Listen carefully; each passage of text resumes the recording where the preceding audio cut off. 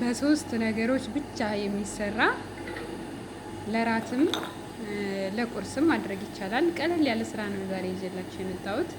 ሰላም እንዴት ናችሁ ውድ ተመልካቾቼ? ዛሬ የምሰራው በአጭር ደቂቃ የሚደርስ በሶስት ነገሮች ብቻ የሚደርስ ክሽክ የሚባል ምግብ ነው ማለት ነው። አሰራሩ በእኛ ቤት እንግዲህ እንደዚህ ነው ማለት ነው።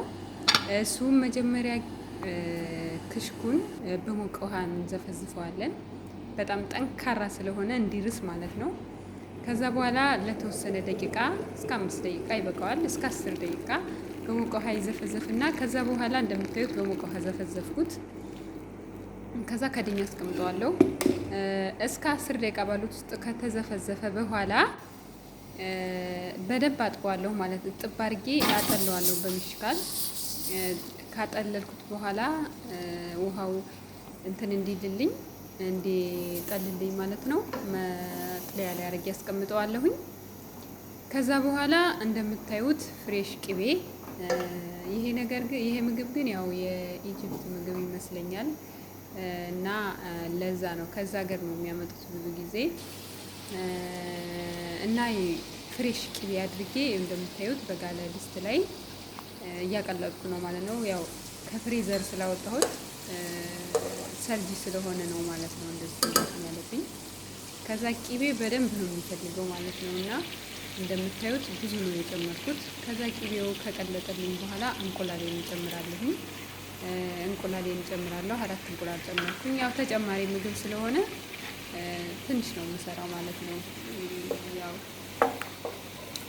እና እንቁላሉን እንደዚህ ቀላቅለዋለሁ ከእንትን ጋር።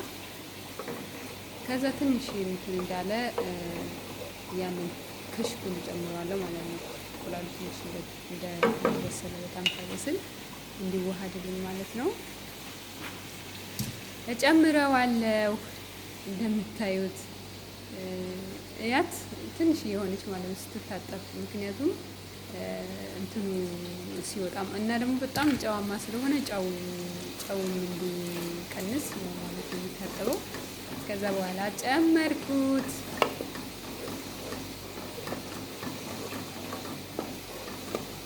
እንደምታዩት ያው በደንብ ሳይበስል እንቁላሉ ጨመርኩት ማለት ነው። ጨመርኩት። ከዛ አዋህደዋለሁ። በጣም አይበስልም። እኛ ቤት እንግዲህ እንደዚህ ነው የሚሰራው። የእያንዳንዱ ቤት አሰራር ሊለያይ ይችላል። ከዛ በኋላ ጨምሬ ትንሽ እንዳማሰልኩት ያው ርሷል። በሙቋ ስለተዘፈዘፈ ብዙ እንትን አይፈልግም። ከዛ በኋላ ቺዝ ነው የምጨምረው ማለት ነው። መጀመሪያ ላይ መግቢያው ላይ እንዳሳያችሁ ያዘጋጅሁት 3 አይነት ብቻ ነበረች፣ እንቁላልና ይሄን ክሽኩን ማለት ነው። ከዛ በኋላ ቺዙን አሁን ጨምርበታለሁ ማለት ነው። ቺዝም እንደዚሁ በርከት አድርጎ ነው የሚጨምረው። እንደምታዩት ይሄንን ነው የሚጨምረው፣ ግማሹን ነው የሚጨምረው ማለት ነው ለ4 እንቁላል።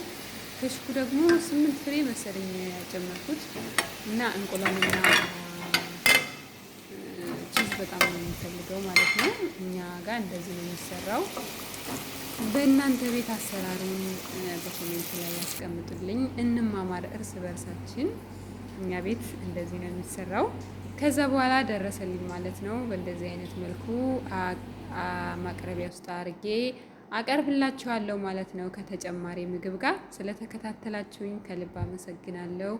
ባይ ባይ።